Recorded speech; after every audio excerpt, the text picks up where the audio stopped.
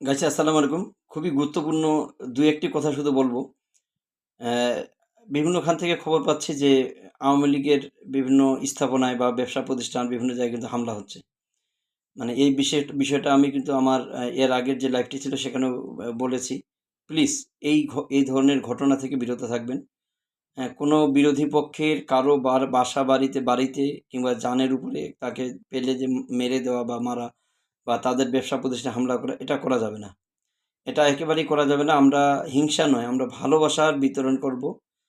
আমরা হিংসাত্মক যে কর্মকাণ্ডগুলো আছে এগুলো থেকে সম্পূর্ণরূপে বিরত থাকবো। আমি সবাইকে রিকোয়েস্ট করব প্লিজ কোনোভাবেই না।